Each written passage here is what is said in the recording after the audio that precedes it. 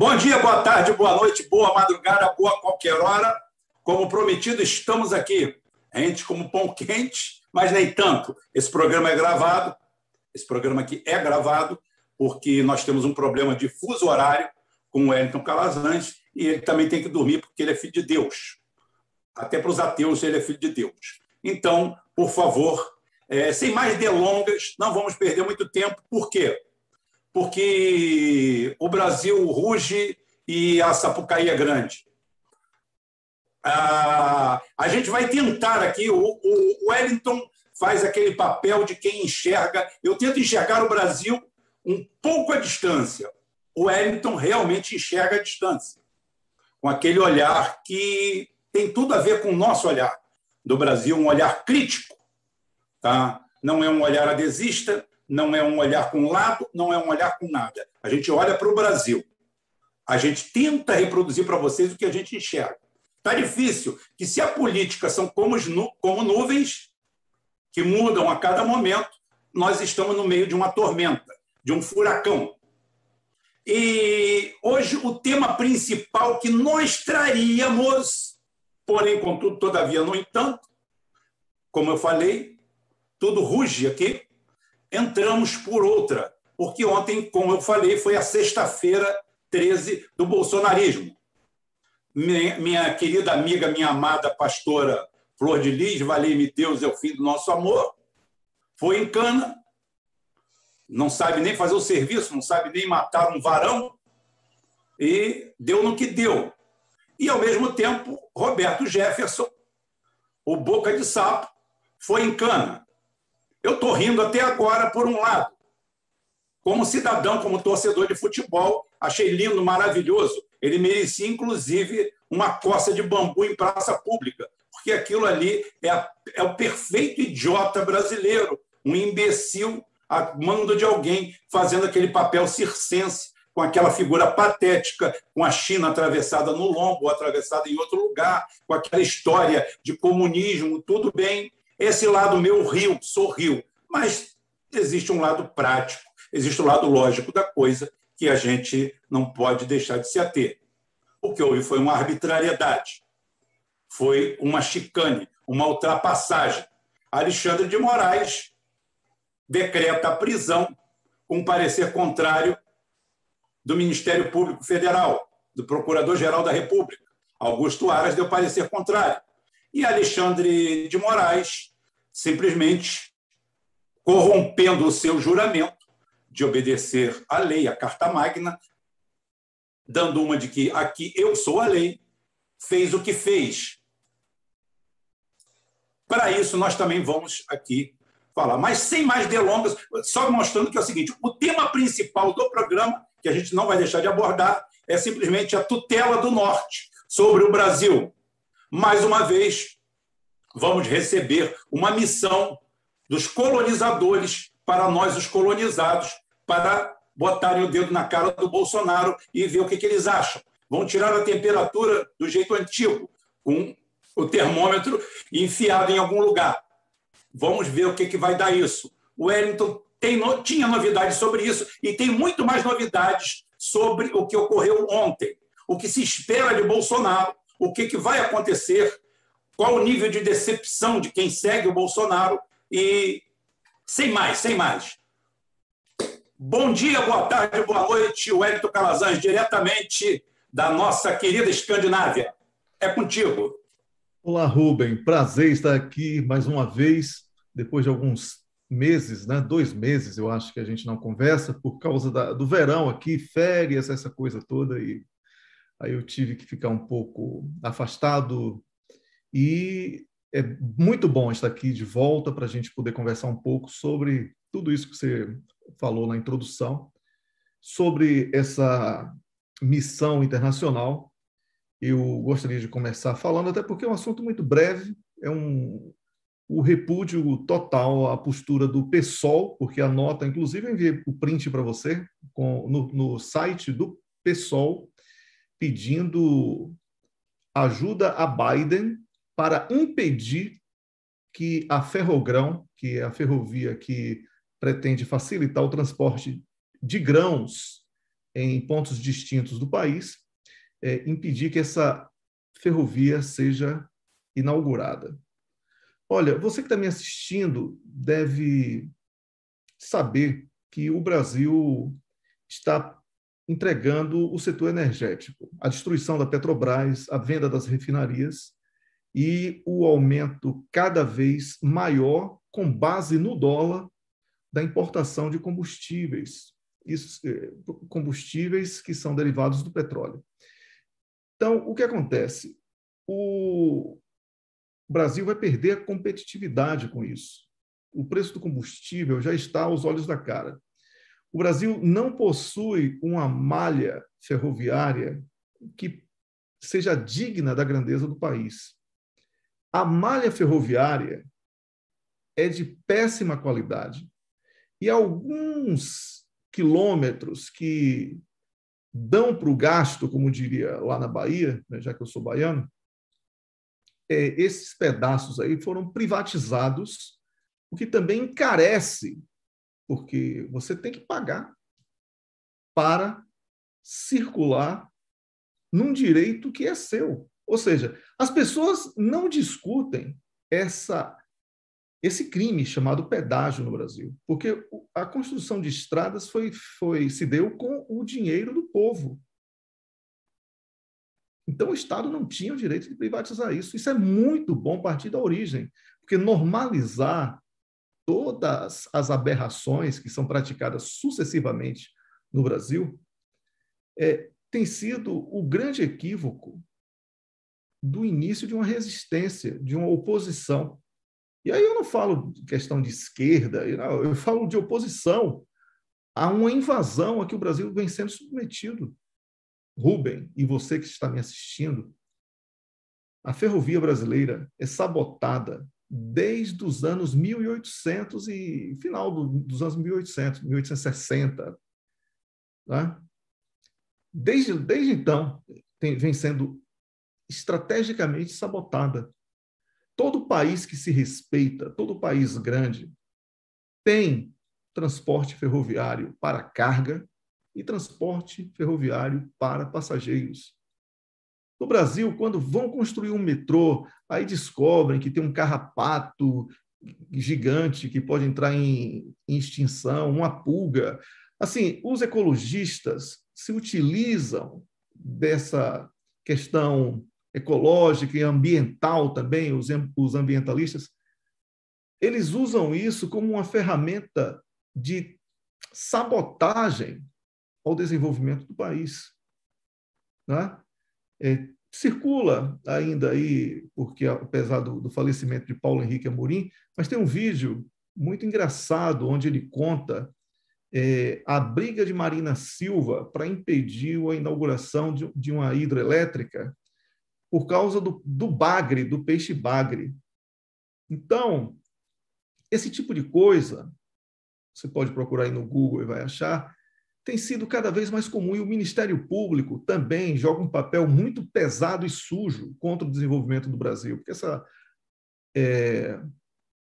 justiça brasileira, que é a mais cara e ineficiente do mundo, ela trabalha contra os interesses do povo brasileiro, ela defende os interesses estrangeiros de uma elite que não é brasileira, de uma elite que é estrangeira no Brasil e que ganha dinheiro com o Brasil, roubando o Brasil.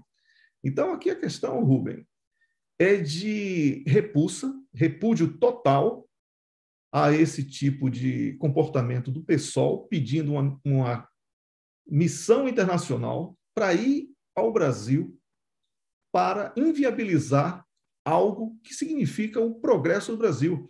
E agora, como ficou muito feio isso, eles estão dizendo que é para fiscalizar atos inconstitucionais e antidemocráticos de Bolsonaro. E a soberania do país fica onde? Fica onde? Quem é que precisa de gringo? Eu quero ver se isso vai acontecer aqui na Suécia. Uma missão vem para cá para dizer o que é que a Suécia, o governo da Suécia vai fazer. Nem entra, meu irmão. Nem entra. Não passa da porta do aeroporto. A Suécia, que é um país de paz, tranquilo, não se mete em confusão. Mas duvido que alguém venha para aqui dar palpite.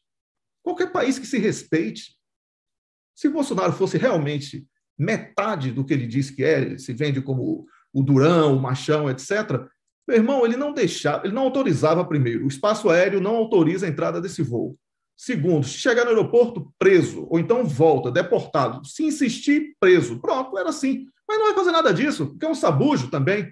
É um sabujo. Nossa representação política no Brasil. Da esquerda, baba Biden. Da direita, baba Trump. Ou seja, é uma colônia de babadores. E o povo na merda. Me desculpe a expressão, mas não tem nada mais parecido do que a localização do povo. Mas se você for lá no mapa do seu celular, aí você vai olhar, o povo está lá, vai estar aquele tracinho, aquele pontinho na merda. Certo? Por quê? Porque o povo brasileiro é desrespeitado todos os dias. O povo brasileiro é sacaneado todos os dias.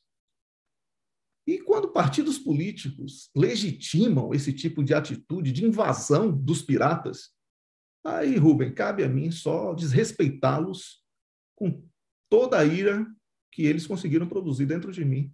E eu espero provocar isso em você, Rubem, e em quem está nos assistindo. Porque, como brasileiros, nós já temos que dar um basta nesse festival de entreguismo, de falta de escrúpulos, de falta de representação política, de falta de nacionalismo.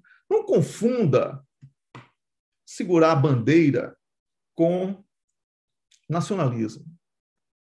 Não confunda isso. Muita gente fala, porque nós precisamos brigar pelas cores da bandeira, pelos símbolos. Isso é bobagem. A gente precisa brigar, sabe por quê? Por dinheiro. Eu falo, Rubem, toda vez que eu venho aqui, eu falo isso a você. O povo tem que parar com essa vergonha de achar que dinheiro é pecado. Dinheiro não é pecado, não. Se dinheiro fosse pecado, as igrejas não existiriam. Não é? Então, a gente tem que lutar para ter boa vida. A gente tem que lutar para ter direito de ir e vir, ter educação de qualidade, de ter tudo isso que tem em outros países, e quando não tem, eles estão brigando para que tenha. Por que é que o Brasil, um país tão rico e grande, caminha para ser um novo Congo democrático?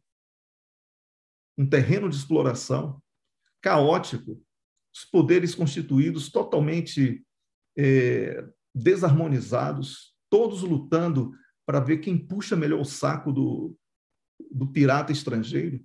Isso é vergonhoso. Um povo desassistido, mal informado, um povo que é ignorante. Você estava falando há pouco aí do discurso do Jefferson, que foi preso.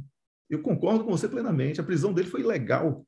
Hoje, quem vibra com a prisão dele é esse mesmo pessoal que estava dizendo que quando o Lula estava preso, quando outros estavam presos, de que a justiça estava invadindo a política, etc. E agora não está? Está. Os atos dele são idiotas, completamente idiotas, mas ali é uma questão de insanidade mental. Interna aquele doido. O cara, pronto, interna ele, um velho lá, um velhaco, né? Porque o velho, o idoso, não pode ser desrespeitado. Mas um velhaco aí, né? Caquético, decadente, que faz um teatro, mistura comunismo com uma loucura. São as teorias aí, um olavismo que ficou na cabeça do desinformado povo brasileiro e que dá nisso. Mas foi legal a prisão dele. Você está certo, Rubem, quando afirma isso. Agora, o discurso dele é idiota. Isso a gente pode falar porque a gente tem mais de 2 neurônios, pelo menos, né? Então, Rubem, eu acho que como introdução é basicamente isso.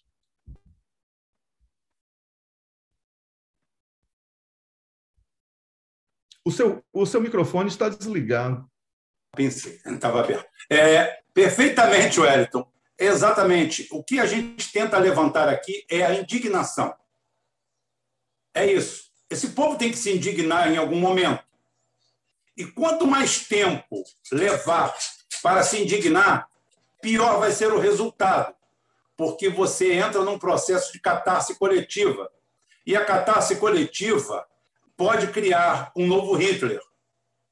Porque aí o povo não está reagindo por indignação, está reagindo por desespero, por pânico, e segue atrás de qualquer um. Cada vez mais o terreno fértil do Brasil vai para uma solução totalitária, uma solução de destruição do país. O acirramento já está feito, já somos divididos, ou seja, nós temos aqui a nossa New Left querendo trazer o que para o Brasil? O que a New Left quer trazer para o Brasil nada mais se chama do que apartheid. É um apartheid. Porque a partir do momento em que você quer fazer um Brasil negro, uma comunidade negra, o candidato negro, a mulher negra, fulano negro e o branco do outro lado, você está criando um apartheid. Vocês estão querendo aqui dentro um apartheid. O poder de reação, é o que eu falo, a terceira lei de Newton, antes de ser uma lei física, é uma lei política. Toda ação gera uma reação. Quando não gera, o caos é pior ainda, que é o caso agora que o Wellington acabou de narrar sobre a total inapetência do Bolsonaro por algo além da bravata. Um bravateiro, um bunda mole, um cara que aceita que o Felipe Neto chame de filho da puta, eu o colocaria na prisão, porque ele não está chamando de filho da puta o Bolsonaro, está chamando de filho da puta o presidente da República. Ele está desrespeitando um dos três poderes e o maior de todos eles, porque não adianta dizer que são três poderes equânimes, porque um simplesmente é o comandante em chefe das Forças Armadas. E ninguém é tolo o suficiente para saber o que isso significa, pelo menos em tese. Erdogan e Putin que o digam. Então é o seguinte, as coisas funcionam dessa forma. O Bolsonaro é um bravateiro, um idiota que se especializou de toda sexta-feira chegar naquele cercadinho junto com apaniguados que aparecem ali, que são colocados ali, escolhidos a dedo vindo de outro lugar para falar bobagem, abobrinha, e ficar falando coisas que falam porque, só esse Supremo, não tem que falar nada do Supremo. É juntar a cúpula e falar assim, eu quero a cabeça dos caras e me entreguem aqui numa bandeja. Poder é isso.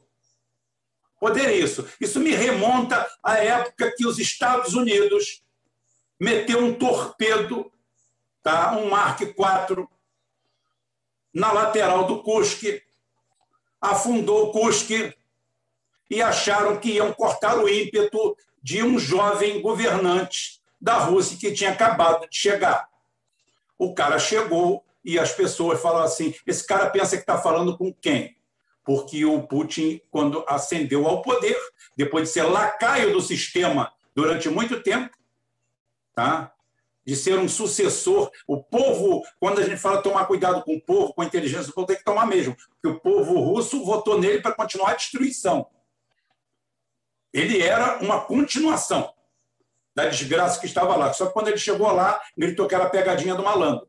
E ele falou que queria ressuscitar. Nos primeiros 6 meses, soava a bravata. E ele cria a maior manobra militar das Forças Armadas russas desde o período da União Soviética.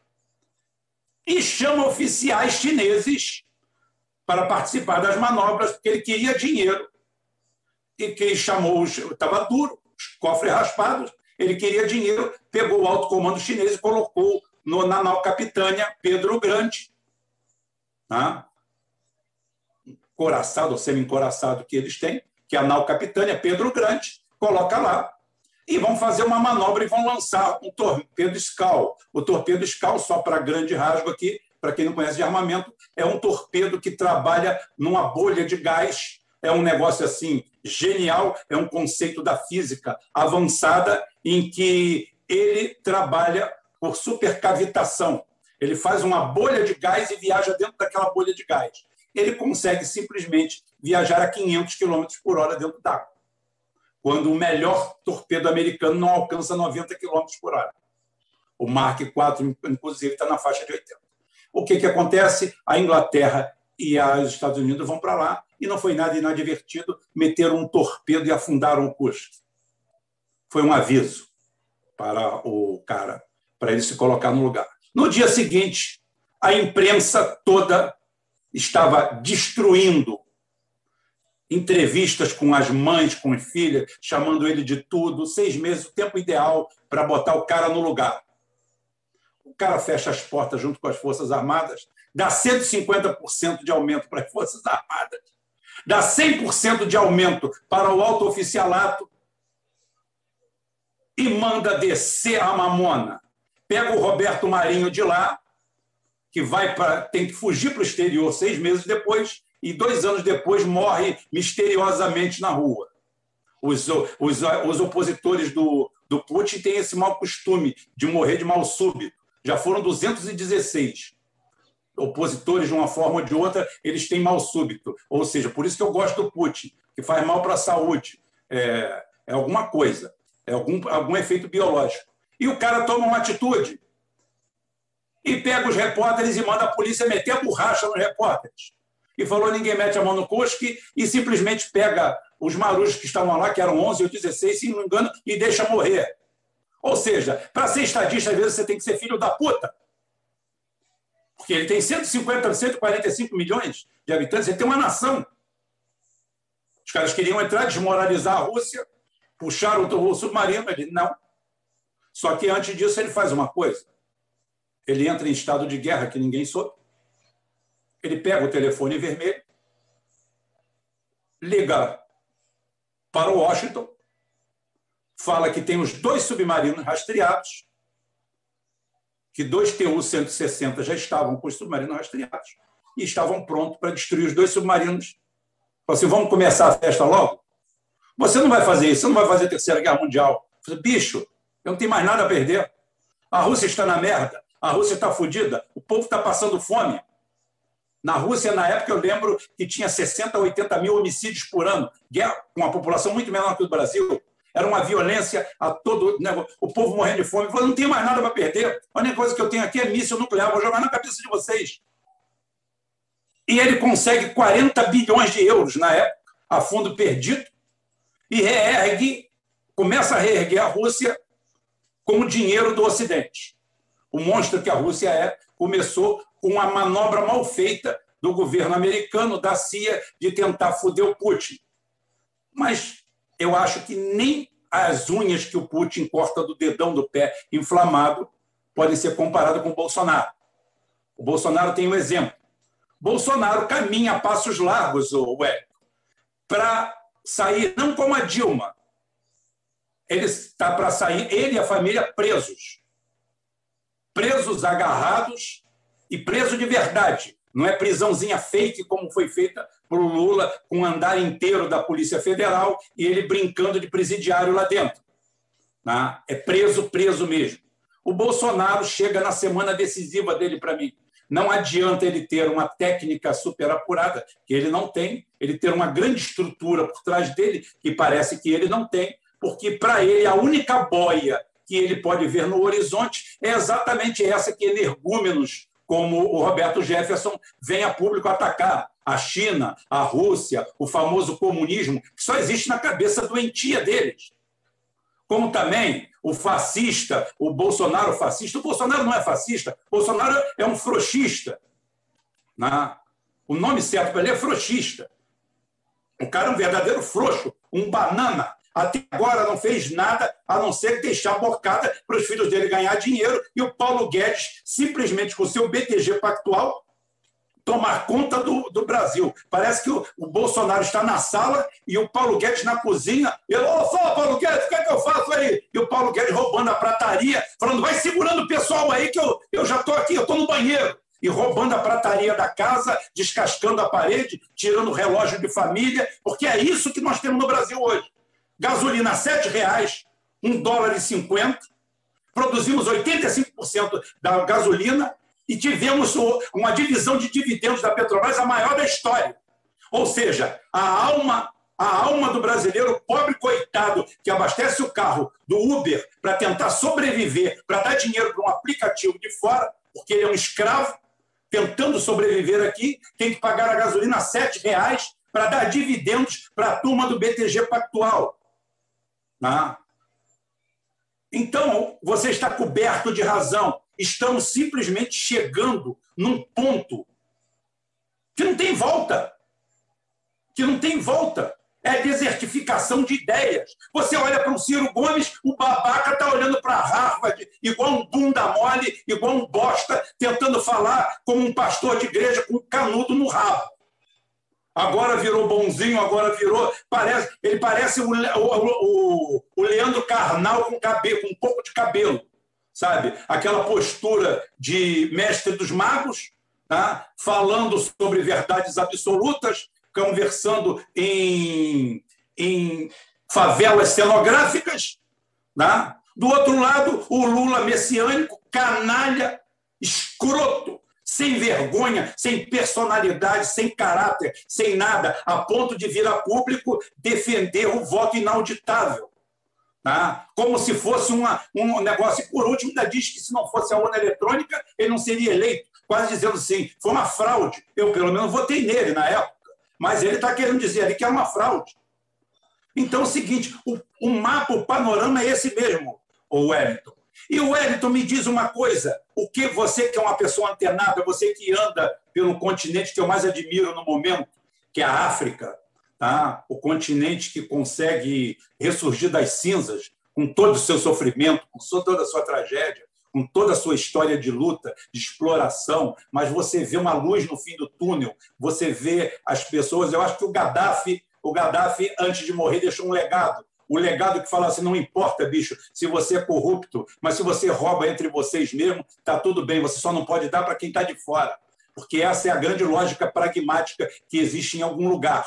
Porque sempre vem um combate à corrupção vindo exatamente do estado mais corrupto do planeta. Um estado que vive montado num cheque sem fundo, num papel pintado de verde. E só para te dar um dado a mais, que é claro que você tem, mas às vezes você não se recorda, é que o Brasil, hoje, é o país que tem mais reservas no mundo em dólar. Nem os Estados Unidos têm essas reservas em dólar. 97,5% das reservas brasileiras são em dólar. Tudo nosso é em dólar. Nem os Estados Unidos têm isso. Os Estados Unidos, boa parte da reserva dela é em lingotes amarelos no Fort Knox, feito de tungstênio, né?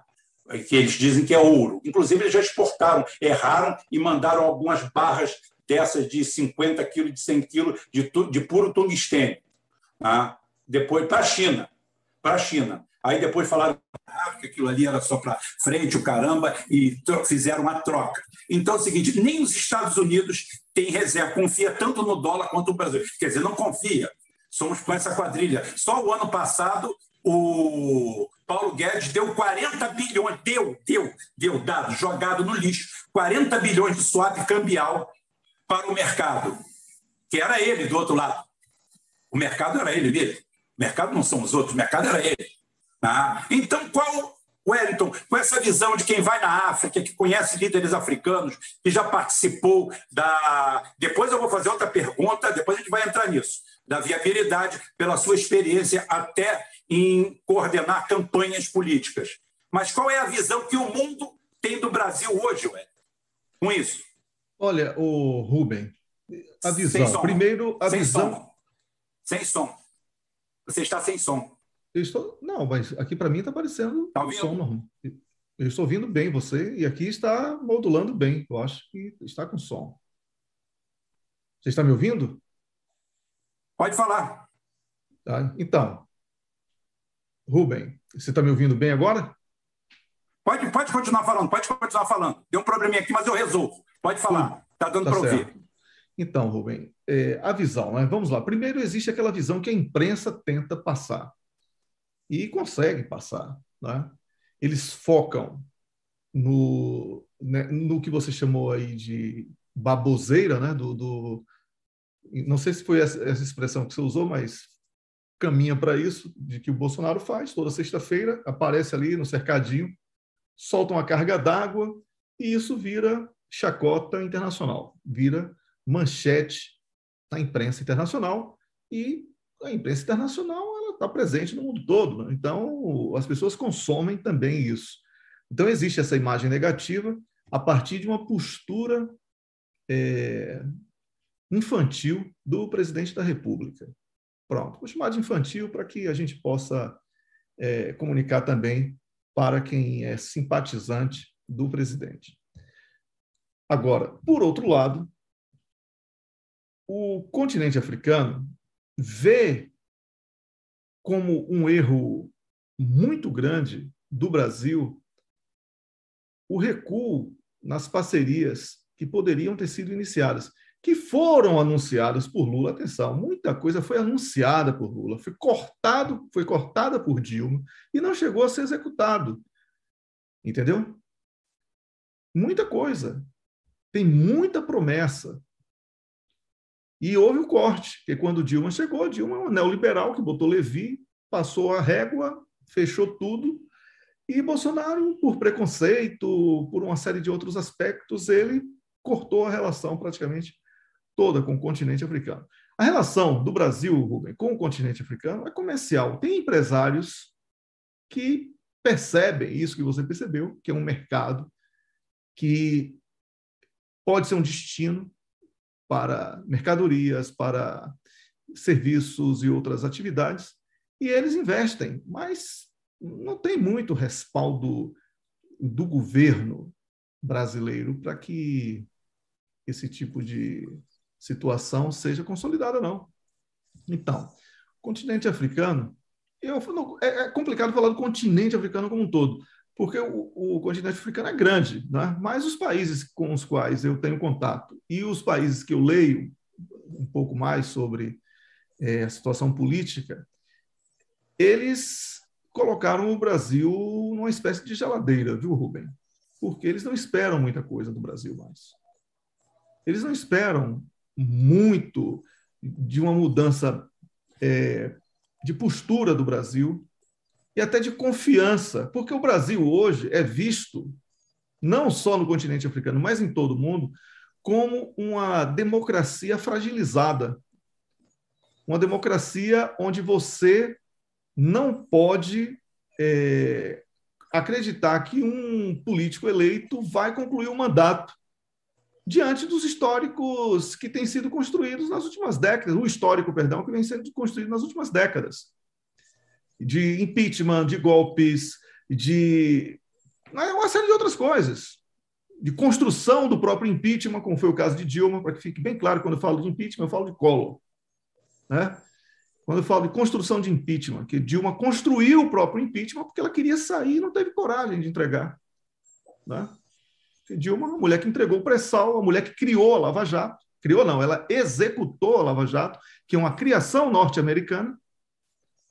Então, essa instabilidade jurídica, política, democrática do Brasil, ela é, como se diz, motivo de cautela por parte de todos os governantes, todos os políticos, e inclusive investidores. Investidores muito africanos, que é muito rico, que gostaria de investir no Brasil, mas fica com medo de botar o dinheiro do Brasil e não ter estabilidade, não ter segurança jurídica, inclusive. A justiça do Brasil é uma vergonha que invade a política, né? Concursados que não têm nenhum compromisso com o povo. Às vezes o cidadão, porque é filho de um juiz, conclui o nível médio, né? Eu não sei se chama mais assim no Brasil, o nível médio, eu sou das antigas, depois vai para a faculdade, aí faz um estágio no escritório do amigo do pai, já passa num concurso, não conhece nada, nem da profissão, nem da vida, e vira juiz. E são essas pessoas que estão aí. Nós estamos vivendo uma geração de juízes, promotores, de outras figuras da justiça que não conhecem a realidade, eles não tiveram contato com a sociedade brasileira. Então, tudo deles é uma teoria, tudo deles é uma fantasia. E essa instabilidade é refletida nos negócios, na imagem do país, na imagem do povo brasileiro. O povo brasileiro é visto como um povo feliz, um povo alegre, né? E não é por causa dessa coisa aí que Lula, como você falou, fica soltando no Twitter que na pesquisa de 2013, se não me engano, sei lá, 2010, o brasileiro era o mais feliz. Não, o brasileiro era feliz era por causa do futebol, por causa de Pelé, por causa da bossa nova, por causa do samba. É bem anterior a Lula, certo? Bem anterior. Fique muito claro, eu moro fora do Brasil há 21 anos, Rubem. Entendeu? Então, e tem uma coisa, só existem dois países no mundo que têm um nível de miscigenação e de mistura de raças e de raças diferentes no mesmo quadrante. É o Brasil e os Estados Unidos. Olha como os Estados Unidos vivia e como encarava o seu racismo e como nós vivíamos aqui. Ou seja, o nosso modelo que deu certo importou o deles que deu errado. Estamos importando o modelo deles de ódio, de enfrentamento, de divisão do país, de raiva, de desestruturação social. O modelo deles que deu errado, que deu ódio, como você falou, o nosso modelo que deu alegria, aí o cara diz que a alegria era subserviência. Era subserviência o cacete. Quando eu jogava a bola, se eu ofendesse um cara, um crioulo, ele ia me meter a porrada. Tá? Se eu ofendesse ele, eu podia ofender ele como homem, como ser humano, como colega, como jogador de bola. Agora, porra, eu que fosse ofendê-lo por causa de raça, para ver se o tempo não ia fechar na hora. Tá? E todo mundo tinha esse direito de sair na mão, de dar porrada. O Agnaldo Timóteo era o maior exemplo disso. Ele falou, cara, quando me chama de crioulo, de macaco, do caralho, eu sei quem está me ofendendo, eu sei quem está brincando comigo, tá? Eu sei quem está conversando comigo. Eu não preciso que o cara fale uma palavra bonita. O cara pode estar falando uma palavra bonita e me ofender. Meu pai contava essa história na Espanha, que ele, lá em Pontevedra, onde ele nasceu, tinha um cara que passava pela rua e o cara sempre passava para ele e falava assim, como vai, Dom Juan? Aí o cara, Dom Juan, carajo, puta, pariu, mas por que o cara está chamando de Dom Juan? Não é o que ele me chama, é como ele me chama. Não.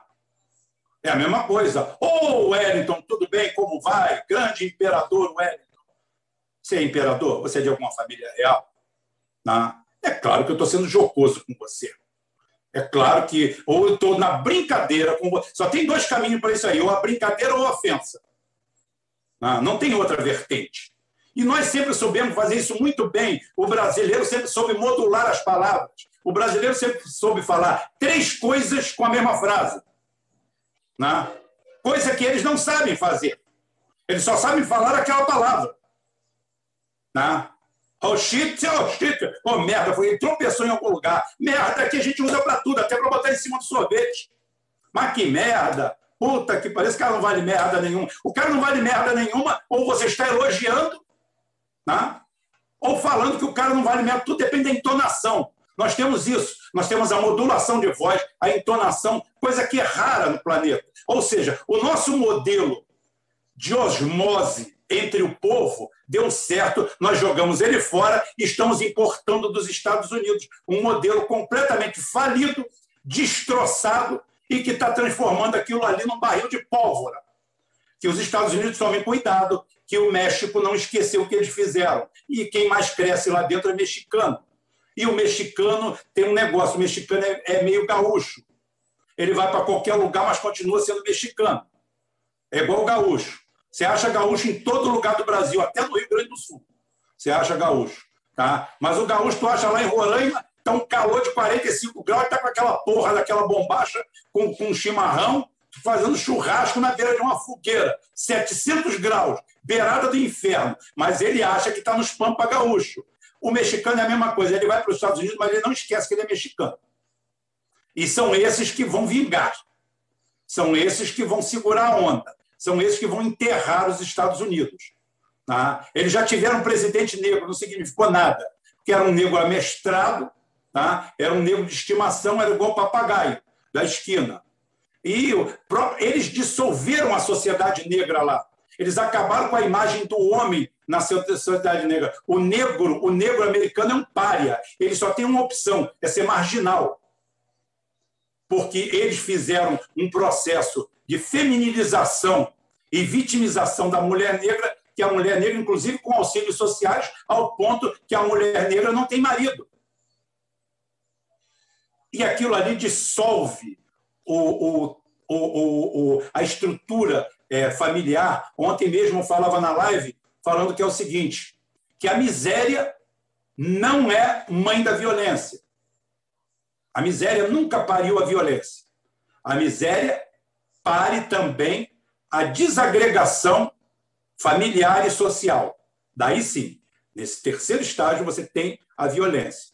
Se não fosse assim, se você mantiver os padrões éticos e morais ligados à família, a miséria não produz violência.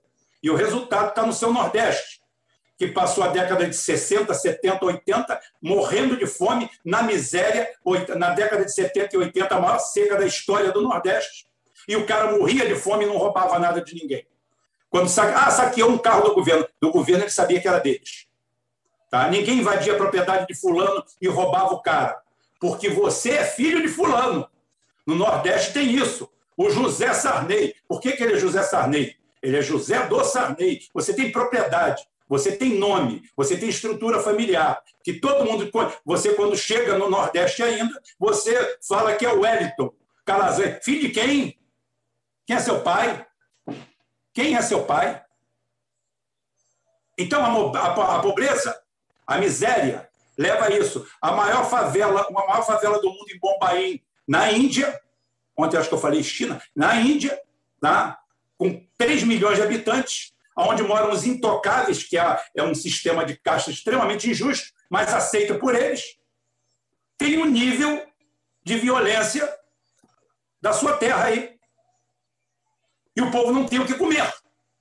Eu nem sei se você viu aquele documentário, que é um documentário chamado Rap, muito bem feito, tá? E que o primeiro personagem é um indiano desse, totalmente miserável. E ele já começa dizendo, você acredita que esse cara tem um nível de felicidade igual ou melhor do que um cara de classe média americano?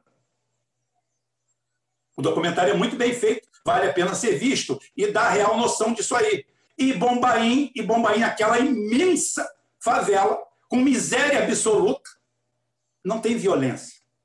Então, a velha desculpa do PSOL e do PT de que o Morro Carioca, que dá praia, está na beirada de tudo, o cara está incluído dentro da sociedade, tá? Porque as favelas do Rio de Janeiro há esse processo de inclusão, que eu não estou falando que é belo, eu combato a favela.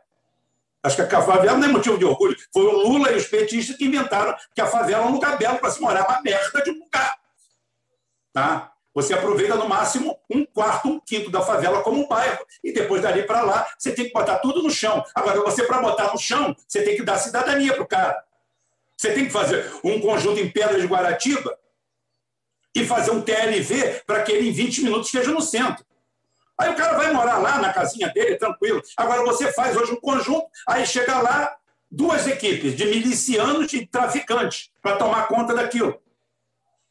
O cara fala assim, é falta de Estado. A cidade de Deus é mais urbanizada que a minha cidade. E tem barricada, tem dono. Por quê? Porque falta Estado, falta estrutura, falta principalmente uma coisa que você falou aí, Wellington, judiciário. Porque o cara que, quando é preso, você bota ele na capa do jornal, aí você fala que ele foi preso 5 vezes.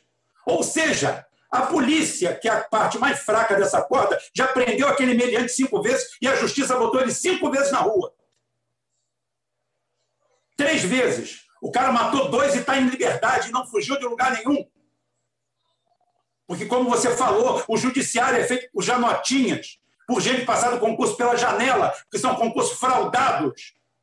São concursos fraudados, são inauditáveis. Porque quem vai auditar a soberana justiça brasileira? Como ousas? Quem vai auditar um processo processo seletivo para juiz? Aí você vê essa genialidade de família. Fulano, neto de Cicrano, filho de Beltrano, passou aqui, passou ali, e com 23 anos, o cara cheio de aparelho nos dentes, não sabe a diferença de um avião para uma andorinha, e você entrega para ele um cargo de juiz, de magistrado.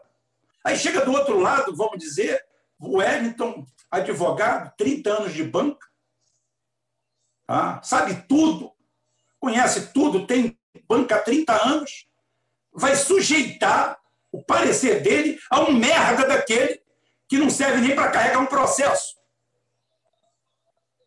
O nível do Brasil está tão grande que a filha do Fux, que era contínua de um escritório de direito, desse que você falou, que tinha uma OAB para retirar os processos e carregar nas costas, e já está com escoliose de carregar processo, tá?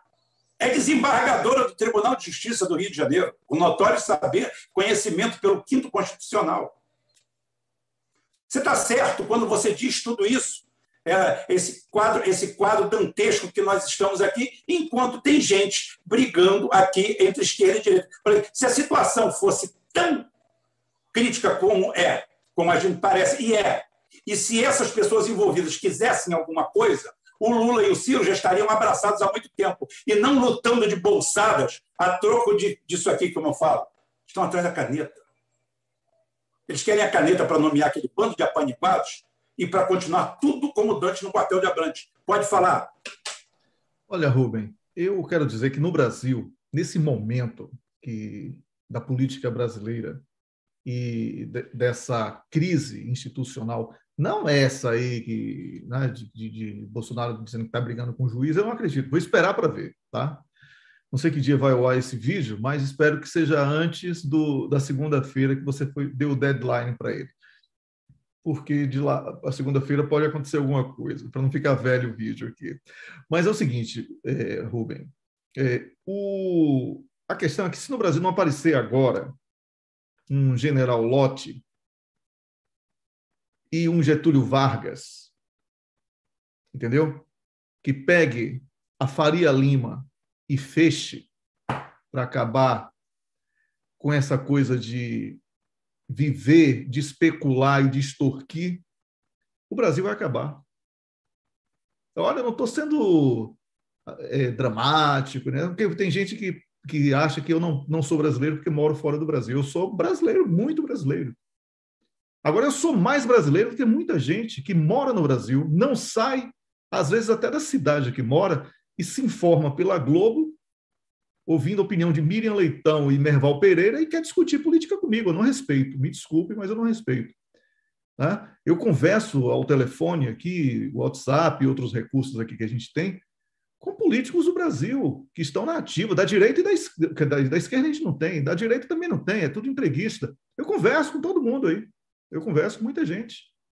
Converso com pessoas importantes da justiça para me informar. Certo? E leio, e percebo, e troco informações com você, que é um cara que questiona, e com outras pessoas que questionam, para poder provocar um debate. Agora, não está na cara que o Brasil está acabando? Não está na cara um país que entrega o petróleo, os Correios, entregar Correios, minha gente. Correios, não é entregar carta. Quem não entende a importância de uma empresa de Correios e Telégrafos não pode discutir política comigo, com o Rubem, com quem entende um pouco do que é nação, do que é nacionalismo. Entendeu? Entregar a Vale do Rio Doce, entregar o minério. A Suécia é um país podre de rico por causa de minério, minha gente. Entregar o ouro. O ouro do Brasil, ninguém fala sobre o ouro do Brasil. O ouro do Brasil não é brasileiro. Não é? O nióbio que botaram no discurso daquele Cabo Daciolo, né, o nome dele, se não me engano, para tentar ridicularizar uma coisa que é fundamental, que sustenta a indústria aeronáutica do Canadá, o nióbio brasileiro. O petróleo entregue, refinaria entregue. Vocês acham que esse país vai aguentar até eletricidade entregue? Esse país vai aguentar até quando isso? O povo está pagando hoje, você falou, R$7. Amanhã, se o dólar subir, o povo vai pagar mais. E se um juiz de primeira instância dos Estados Unidos disser que a Petrobras tem que pagar multa aos investidores, a Petrobras vai pagar multa porque é colônia. O Brasil é colônia. Acorda, minha gente. Você que é brasileiro, assim como eu, mas que mora dentro do Brasil, você é um colonizado. Certo? Colonizado. Então tem que reagir. Se você quer que sua vida melhore, não tem salvador da pátria. Ciro Gomes, você falou aí. Ciro Gomes não quer emissão de moeda pelo Banco Central. Que revolução ele vai promover? Que rompimento ele vai promover? Taxando rico com o Banco Central na mão dos bandidos? Ah, peraí, né? Aí é abusar da inteligência dos outros. Lula quer um país de economia mista. O Banco do Brasil vai ser... É porque Lula acredita no só cabecinha. Entendeu? Ele acredita, ele acha que tem ombro. Não, Lula, passa todo, vai bater até o talo, meu velho. Certo? Então é o seguinte, Banco do Brasil, economia mista. Já está praticamente, né? Já está. Porque Lula e Dilma venderam praticamente tudo. Petrobras nem se fala. Caixa Econômica vai para o saco numa canetada. Eletrobras já foi. Então, você que está me assistindo, você acha que a gente tem país mesmo? Você acha que a gente tem país? Verba de pesquisa científica, acabou. Universidade só discute questões identitárias. Você vai procurar o que é que estão discutindo na faculdade do Brasil, não tem ninguém discutindo aqui. Olha, hoje eu estava tentando, estou tentando, né? Eu gosto de pesquisar, eu não costumo nem falar muito sobre isso. Estou querendo fazer uma relação entre campanhas publicitárias, propaganda política de sucesso e a lei de Tesla, certo? Eu estou fazendo um estudo já com uma equipe muito boa, que me pediu, me convidou, e eu sugeri que fosse com base nisso. Eu não tenho nada no Brasil sobre teoria da comunicação científica. É tudo na base do achômetro, do sentimento, do identitarismo, minha gente. Identitarismo é coisa da direita criado para ocupar o debate e destruir, separar, criar tribos e facilitar, não é? Facilitar o desmonte. Então, a gente está num caminho que, se não tiver um general Lott, vou repetir aqui, e um Getúlio Vargas para fechar Faria Lima, o Brasil vai acabar. E não vai demorar para chegar a próxima eleição, não. Porque quando chega nesse nível de um presidente da República, porque Bolsonaro é o presidente da República, não adianta, ele foi eleito, certo? Então não adianta você desrespeitar ele, etc. Ele é o presidente da República. Tem que engolir, certo? Mas ele questionar, como ele tem questionado, a insegurança eleitoral, como ele tem feito, tem peitado, e como eu acredito que mais de metade dos brasileiros hoje não confia nessa urna. Não é na urna em si, é no sistema eleitoral. Não é só a urna que dá fraude, na totalização, né? Na campanha política que começa com pesquisa que ninguém consegue provar nada, uma imprensa que protege o seu candidato, cria no imaginário que aquele candidato vai ganhar, né? Tudo isso é uma construção de uma fraude. Esse sistema eleitoral brasileiro não presta. O TSE, que só existe no Brasil com esses poderes todos, falhou, acabou, não tem mais sentido existir TSE se esse tipo de debate, desconfiança de quem vai votar, existe. Então, se o presidente da República, retomando aqui só para concluir meu raciocínio, questiona às vésperas de um ano eleitoral a segurança eleitoral, não adianta dizer só que ele quer a baderna. Ele está colocando no debate algo muito sério e que esses canalhas que agora votaram contra defendiam até o ano passado. E você, que é Maria vai com as outras, a carapuça só cai na cabeça do dono, né? Agora é contra, mas o ano passado também era a favor. Entendeu? Eu não mudei minha opinião. Eu fui acusado até de ser bolsonarista, Rubem. Por quê? Porque eu procurei Bia Kicis. Na verdade, eu fui procurado por ela, que fique bem claro isso, tá? Para apoiar na campanha de transparência eleitoral. Fui contra aí essa tentativa que botaram de última hora de ter que contar papelzinho. Eu sempre fui a favor de ter a dupla possibilidade de auditagem. Isso eu sempre fui a favor. Essa coisa de querer transformar numa baderna também já ficou... Eu fiquei assim meio chateado até com isso. Mas eu não sou bolsonarista, mas eu vou falar uma coisa a você. Eu fui mais respeitado por Bia Kicis do que por Paulo Pimenta, que é bandido, já falei, né? E o primo dele falou. Eu posso pegar, se ele disser que é mentira, eu pego o depoimento do primo. Pronto, está lá. Do primo dele, né? Foi roubado por ele. Eu pego, eu faço essa comparação. Eu fui mais respeitado por Bia Kicis. do que para o Paulo Pimenta, quando eu,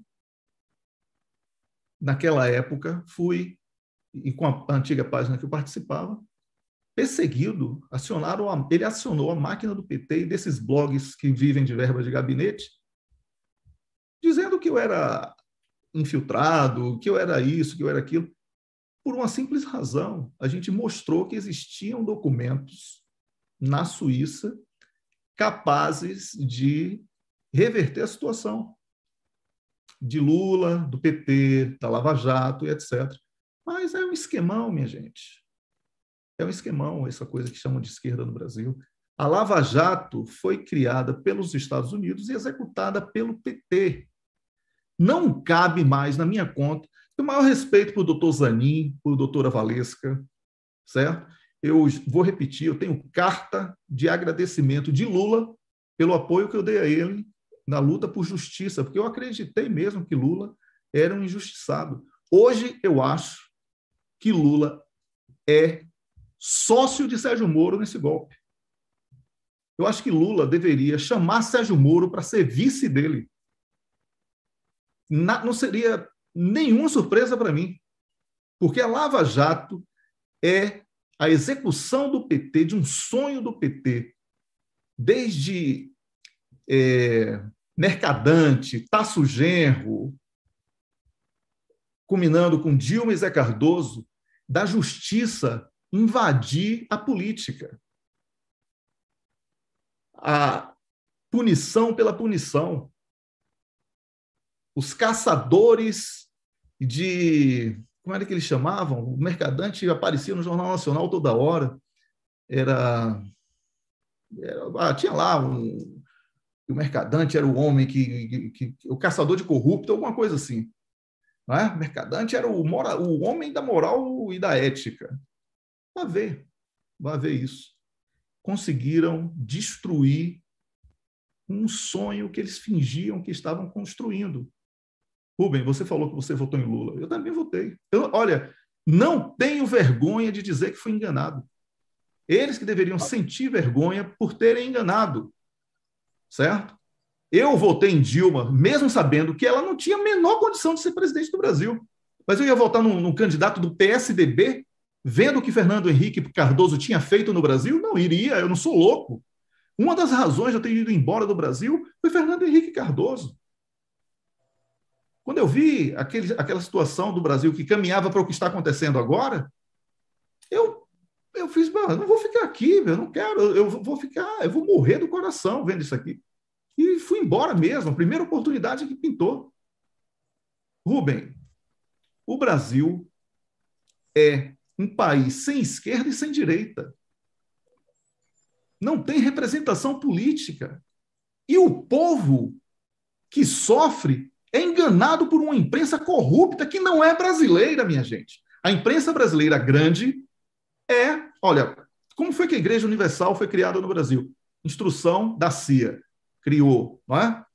Aí criou a Record, que é ali aquela lavagem cerebral de um segmento da sociedade, que são os neopentecostais. A Globo foi construída pela Time Warner, não é? Com verba dos Estados Unidos. A pauta da Globo é a pauta da NATO, da OTAN, que chamam no Brasil.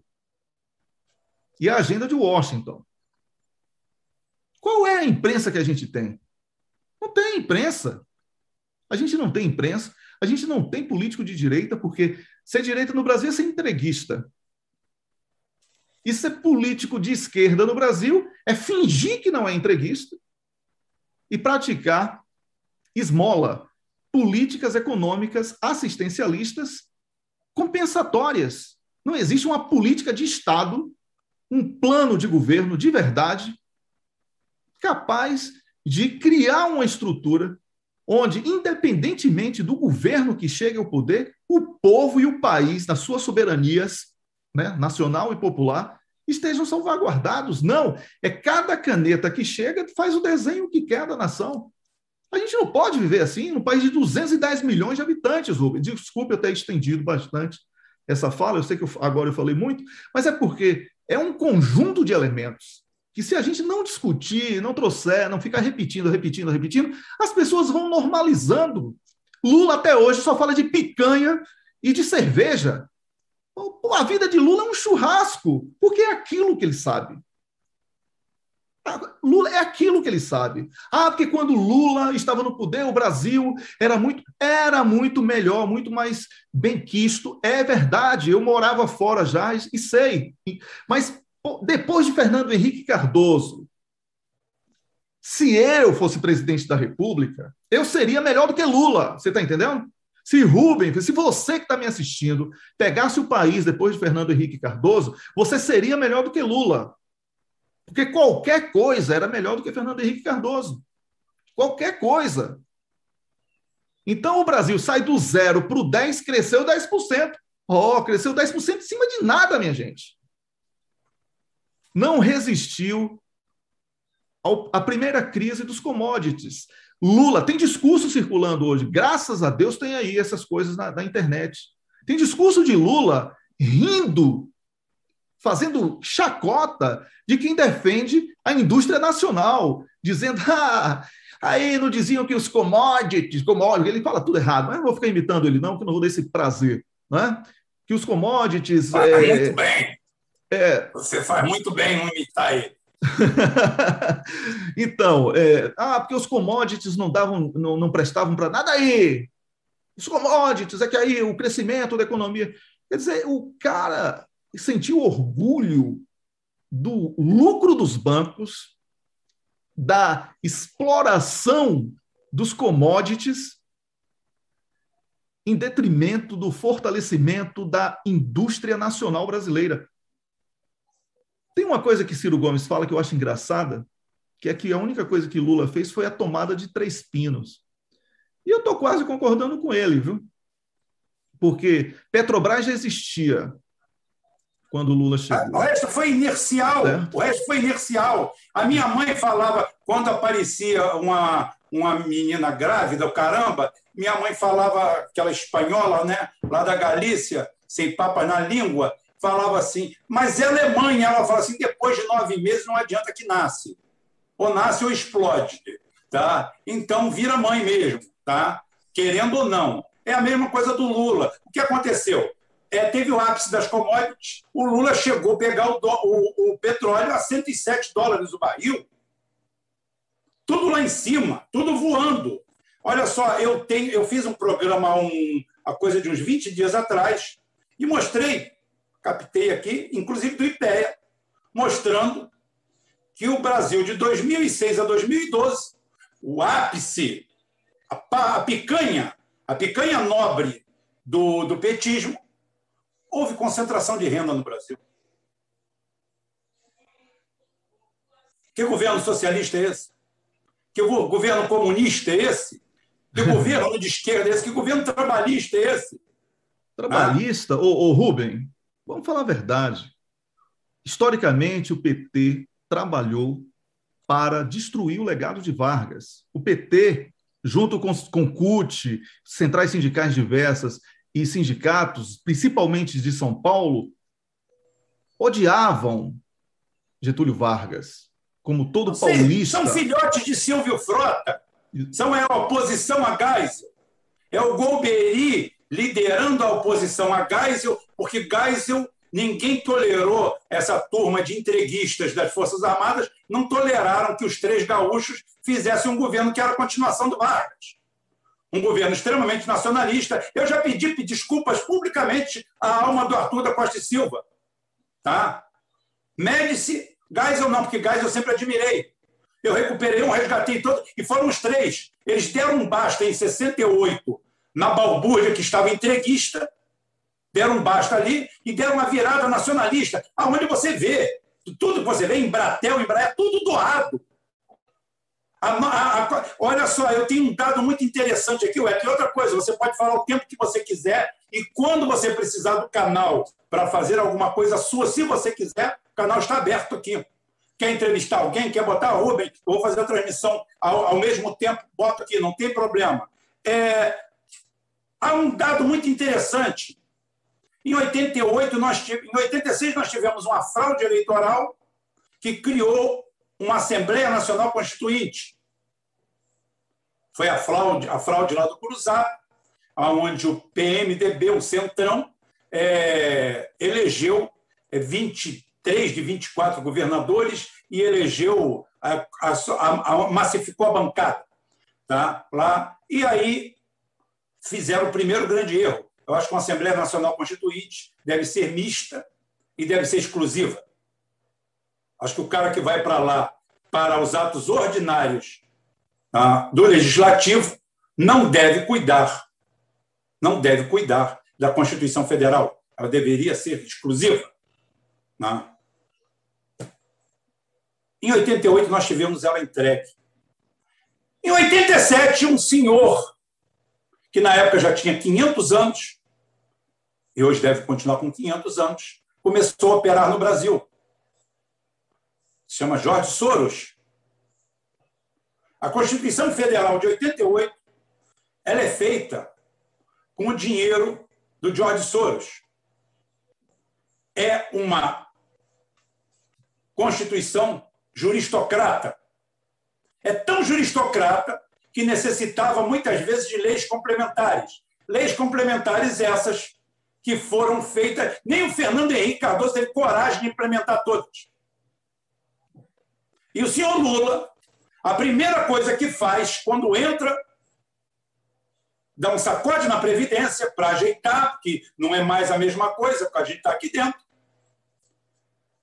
Ele aprova a emenda constitucional 040/2003. E o que essa emenda faz? Ela suprime o artigo 192 da Constituição Federal. Eu repito sempre aqui que é para as pessoas não esquecerem. Quando vierem falar de Lula para você, você fala, o primeiro ato dele foi cortar os 12% que estavam na Constituição Federal, tá? Que foi uma brincadeira que botaram lá, uma pegadinha do malandro, para provar, para dizer, para dourar a pílula, agora tira o dourado da pílula. E o seu Lula enfia a EC 040, que é responsável hoje, graças a Deus, diferentemente da Europa, o cara que usa o cartão de crédito para sobreviver. Ele tem esperança de morrer antes de vencer a próxima fatura. Pelo menos a família dele não passou fome esse mês. Ele vai lá, faz as compras, cuida de tudo para pagar o mês que vem. E ele, às vezes, não tem tudo para pagar, ele paga um módico juro de até 600% ao ano. Coisa à toa, mixaria, 300%. Tem cartão que é bacana, cobra só 300%. Ninguém cobra menos de 270%. Tá? Então é o seguinte, isso daí foi graças ao senhor Lula. Vendo os bancos, coitados, sofridos bancos. É essa a política, a concentração de renda. E outra coisa, o governo Bolsonaro é um lixo. O governo Bolsonaro é um lixo, é um governo destrambelhado. Mas é um governo que começou em 2015 e não tem cara. Porque a Dilma também, outra coisa que ela fez foi... Começou em 2018. Começou em 2018. Não, mas 2015, quando ela bota o Zé Levi lá, o Joaquim Levi. Sim, entendi agora. Entendi, desculpa, 2015, perdão, entendi. Em 2015, estoura todo... Não, aí não, Meirelles já estava lá atrás também. Não, mas Meirelles, pelo menos, navegou, singrou os mares, como falando assim, do que estava sobrando. Você estava muito feliz porque você não estava vendendo camas. O Hélio estava feliz, estava fazendo dinheiro. O Hélio está vendendo cama? Não, o Hélio está vendendo a cama dele. Está com dinheiro, o Hélio. Vendeu a cama dele, agora vendeu dos filhos. Agora vendeu do quarto de hóspedes. Agora acho que ele está pensando em vender o sofá. Ou seja, o Lula disse que é um bom negócio a gente não ter fábrica de cama. Vender as que a gente dorme. Foi isso que ele pregou. Mas tudo bem, ainda estavam vendendo, você ainda tinha mobília para vender. Aí, em 2015, como diz o padeiro, lá de dentro grita, o sonho acabou. Aí Dilma bota Joaquim Levi e, ao mesmo tempo, concomitantemente a isso, ela começa uma operação de destruição, aviltamento da figura do presidente da República. Hoje o presidente da República é um fantoche, é um palhaço, é um bobo da corte que tem que fazer como ela fez, que ela ensinou. Uma juíza de primeira instância de Brasília, decretou que ela calasse a boca na ONU. Se eu sou presidente da República, eu mando 2 cabos e 2 sargentos lá e trago ela algemada dentro de uma carruagem. igual a Maria Antonieta pela Rua de Paris. Se um juiz de primeira instância ousa fazer isso, se a Lava Jato não fosse uma pantomima, eu botava o Sérgio Moro na cadeia. Botava ele na cadeia. Pega a Lei de Segurança Nacional, aí vê o que você faz. Pegava aquele inútil daquele Zé Galinha Cardoso, que usava os cargos do Ministério da Justiça para botar suas vagaranhas, porque ele botava tudo lá, todo mundo que ele comia, ele botava lá, para a gente pagar. Enquanto isso, ele toda semana, naquela rota que pegaram 39 quilos, aquela rota já existia. Tentaram botar aquilo para jogar na conta do Bolsonaro, os 39 quilos de cocaína. No dia que o Bolsonaro foi fazer a viagem, alguém que já estava na rota falou, olha só, tem peso indo aí. E entregaram um cara que já estava desde a época, ele fazia parte da comitiva da Dilma. Já estava lá. O Zé Cardoso ia toda semana para lá para fazer pós-graduação na Espanha pelas asas da FAB.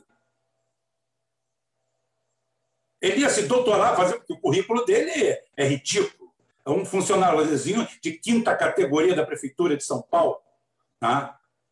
São essas figuras que o PT botou para mandar no Brasil. E o processo continuado, que acontece em 2015, foi Dilma sair em campo para destruir a imagem da presidência da República, transformar num boneco, tá? Num merda, num Zé Ninguém, num respeitador de tudo, qualquer ordem, tanto é que ela lança a máxima. Ordem do judiciário não se contesta, se cumpre. Quando você vê um presidente falando isso, por exemplo, então quem manda é o judiciário. Cara, a mulher dele dormiu de calça jeans, ele acordou cedo, permitiu uma ordem e acabou, vamos acatar. Vamos acatar o cacete. Eu fui eleito, você não. Alto lá, pode falar. Ô, Rubem, diante de tudo que você falou, de tudo que eu falei aqui, eu acho que a gente já pode começar a concluir aqui essa fala, essa conversa. Com certeza. Quero agradecer antecipadamente, mas eu repito aqui para que você que está me assistindo, antes eu quero agradecer o Rubem por mais um convite, é um prazer estar aqui, espero poder voltar, agora sim, eu vou poder voltar com mais frequência, porque aí volta às aulas também por aqui, eu vou estar mais tranquilão, né? O meu casal de gêmeos aí vai estar ocupado durante o dia na escola, eu vou poder fazer aqui essa... Gastar energia em outro lugar. Exatamente. Então, Rubem, eu quero dizer, principalmente ao seu público, que tem uma visão diferente, isso graças ao trabalho, o esforço que você faz com seus convidados e tudo, para trazer uma visão diferente do que é apresentado pela mídia, né? Pela mídia previsível brasileira, que quando eu falo aqui que, no caso do Brasil, só um novo General Lott e só um novo Getúlio Vargas podem, juntos, tirar o país desse buraco em que ele se encontra hoje, mas que não é só por causa de Bolsonaro que ele se encontra hoje, é principalmente por causa dessa política de Guedes que foi iniciada, não é? Aí eu venho Fernando Henrique Cardoso, eu pego Fernando Henrique Cardoso, não é? Aquela política econômica de escravizar o povo, de destruir o país. O Wellington, não te cortando, só dando subsídio, é a largada, é a nova república inteira. Ou seja, nós entramos, por incrível que pareça, nós entramos no grid de largada junto com a China. A China fazendo um comunismo de mercado, visando a reintegração e a integração de toda a sua população num projeto plurianual, como eles sempre fizeram, tá? E nós embarcamos de cabeça. Em 89, o PIB nosso era igual ao deles. Não dava para comparar a renda, porque a nossa população é 7 vezes menor. 32 anos depois, nós chegamos aqui, isso aqui. Compare Brasil e China. Acabou. Fecha. Deu errado. Recomeça. Exatamente. Isso, é isso que eu estou falando. Se não recomeçar agora, pode começar a tratar o país como um país inferior. E de difícil recuperação. Porque o Brasil está perdendo tudo. Está entregando tudo. Hoje, se encontrarem algum tipo de mineral ou de minério, ou de metal, o que quer que seja importante para uma coisa que ainda vai ser inventada, antes de descobrirem já não é mais do Brasil. A coisa no Brasil está absurda. A coisa no Brasil está absurda. Então, precisa. E deve ter algum militar com a cabeça do general Lott. Não é possível que a gente só tinha o almirante Otton aí no Brasil que estava pensando numa nação, né? Então, eu acho que tem. E deve ter algum político com a cabeça do Getúlio Vargas. Mas precisa urgente. E precisa que o povo entenda. Que pesquisa. Minha gente, a herdeira do Itaú está dizendo que vai apoiar Lula. Essa mesma mulher, quando disse que ia apoiar Marina Silva, foi motivo de um ataque sem precedentes em Marina. E ela perdeu a eleição praticamente, porque ela tinha disparado, né, com a morte do Eduardo Campos naquela oportunidade. E ela perdeu todos os pontos por causa daquela declaração de apoio. Hoje, esse pessoal está celebrando o que é que você, que está me assistindo, está fazendo com o seu futuro? Se você é irresponsável, mas tem filho, pense no futuro do seu filho. Se você é irresponsável e tem neto, pense no futuro do seu neto. Se você não tem nem filho nem neto, tome vergonha na cara. Porque ser escravo, por opção, é burrice. O Brasil caminha para ser um terreno de exploração institucionalizado, me perdoe, a palavra quase faltou, é porque eu fico com muita raiva mesmo. Então, Rubem, é necessária uma intervenção imediata e não vai ser democrática, porque democracia com uma falsa esquerda e uma falsa direita e com um judiciário merda desse que a gente tem no Brasil, não dá. É preciso ter uma mão de ferro nacionalista para salvar o país. Aí depois a gente reconstrói. Mas reconstrói com pessoas que queiram realmente construir, não esses que vão se vender em Disneylândia, não é? Apertam a mão de Mickey e acham que devem a vida aos Estados Unidos. Não dá para ser assim. É preciso que tenha um novo Geisel, um novo Lott, um novo Getúlio Vargas. É preciso, porque do jeito que está, o Brasil vai acabar. Olha aí, Lula está, segundo as pesquisas, que eu não confio, mas que segundo as pesquisas, disparado para ganhar no primeiro turno.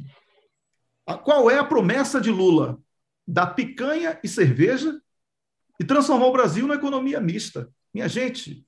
Abrir a Amazônia para todo mundo, porque nós não podemos estar atrás do atraso. Isso daí é o moderno. Nós temos que fazer parceria. Ou seja, o Lula admite que o país mais rico do mundo, que é o Brasil, é um país pobre. Que rico é o cara que pega papel e pinta. O cara que pega papel e pinta é rico. Pobre, rico, bilionário é a Suíça, é a Bélgica, é Israel, aquele pedaço de rochedo, que não produz comida suficiente para manter o seu povo. Aí o Brasil, que tem uma segurança alimentar de fator 8, fator 8 significa que o Brasil produz alimentos para alimentar 8 Brasis. Do jeito que está hoje. O fator alimentar do Paraguai é de 5. Da América do Sul, em geral, deve estar em torno de 4. E nós produzimos pelo menos metade da população famélica do planeta. O brasileiro está passando fome. O presidente da Argentina está preocupado em encher as Forças Armadas de viados. Aqui se fala, aqui meu canal é português, claro, não tenho nada contra o homossexual, cada um na sua. Agora o cara está preocupado em cota para viado dentro das Forças Armadas, enquanto o povo argentino, que vivia com um pedaço de carne na boca, desenterra frango podre para comer, porque está passando fome. É essa a política neocolonial dessa falsa esquerda que nós temos. Como disse o Wellington, é a hora de dar um soco em cima da mesa, bater com o pau em cima da mesa e falar assim, chega, basta, ou vai ser desse meu jeito aqui, ou vai ser de algum jeito. Agora vai ter que ter Rubem, eu tenho uma coisa para falar. Se os militares não tiverem um surto nacionalista agora, eles vão deixar de existir. Porque a Também falei isso. Concordo com você plenamente. Eu falei para todo mundo. Tá? A solução do Brasil é militar. A solução do Brasil é militar. Agora, se os militares não se mexerem agora, simplesmente eles vão ser aquele soldado mexicano estereotipado em filme de bang bang da década de 50. Aquele cara que o cara compra com qualquer merda, o ladrão de cavalo americano passa, dá qualquer bosta para ele e fica falando, passou alguém por aqui, não lo sei. Aí o cara vai, mete 2 moedas, aí o cara vende até a alma dele. É aquilo ali que você vai virar. É aquilo ali que você vai virar. É isso aí. É o que você falou. Wellington, não mais tomarei seu tempo, deixarei você com a sua família. Foi excelente de hoje. Espero que a semana que vem a gente possa fazer outra. Não tem problema. Vamos ver os acontecimentos aí, porque também a qualquer momento a gente pode fazer uma extraordinária, não tem problema. Com certeza. Tá? Se o Bolsonaro, na segunda-feira, encarar de verdade o Alexandre de Moraes e o Barroso, o homem que faz barro na justiça, então eu acho que cabe uma live aí no meio da semana para a gente falar, certo? E eu estou à disposição. Estou à disposição, eu não vou mesmo alimentar meu canal, vocês que estão me seguindo lá, não esperem conteúdo por lá. Não dá, não tenho tempo, não dá, me perdoe, não dá, a vida é dura. Antes de uma extraordinária, vamos prometer alguma coisa para alguém. Você foi um coordenador master, eu já fui coordenador de campanha. Próxima a gente fala alguma coisa sobre o que seria esse candidato. O que seria o candidato forte. O nosso Putin de verdade. Nosso Putin de verdade. Que na hora certa fala... O estadista faz o que é necessário. Exatamente. Tá? A lei para ele é uma coisa que está escrita ali, que o bom senso vence. Você usou a expressão certa, estadista, ou seja, tem que pensar no Estado, porque sem Estado não existe nada mais. Inclusive essas instituições que estão hoje aí dilapidando o país, estão destruindo o Brasil. Então, o Estado precisa ter um estadista. Uma vez eu entrevistando, não sei se você lembra dela, muito inteligente, uma economista, com especialização em transporte e tudo, Ceci Juruá, era comentarista da antiga página que eu participava, e ela me falou assim, Wellington, o Brasil teve um único estadista, que foi Getúlio Vargas. Eu ainda era cego pelas coisas de Lula e tal, eu estava ainda naquela cegueira, não tinha entendido a manobra que estava sendo feita, né? Porque eu acompanhava o Brasil através de blogueiros que se diziam de esquerda e eu acreditava que eles eram de esquerda, né? Hoje eu sei quem eles são. E é essa imprensa que a gente sabe o que é que ela quer, né? Essa imprensa brasileira que trabalha contra o Brasil e contra o povo, que quer ganhar medalha e prêmio internacional fazendo reportagens lindinhas sobre a fome do brasileiro, para fingir que está sensível ao problema, mas que é parte da produção de miséria do Brasil, né? Então, esse tipo de gente, esse tipo de hipocrisia, vai ser um prazer discutir com profundidade, vamos chamar assim, o perfil do verdadeiro estadista brasileiro. Seria uma boa. Que se espera. Vamos fazer um terno e esperar alguém para vestir. Isso. Cazuza dizia que quem não sabe amar fica esperando alguém que caiba nos seus sonhos como varizes que vão aumentando e como insetos em volta da lâmpada. Não é que nós não saibamos amar, mas vamos preparar, não é? Toda a vestimenta esperando que algum corpo preencha essa roupa bonita do nacionalista brasileiro. É isso, Rubem. Muito obrigado mais uma vez, e a você que acompanhou, obrigado pela paciência. Se discordou, vá lá nos comentários e discorde com respeito para que a gente possa manter o bom nível do debate. Também curtir aí a página do Rubem, compartilhar, convidar amigos, porque eu acho que isso vale muito a pena para ampliar aqui a força do canal. Um abraço, Rubem.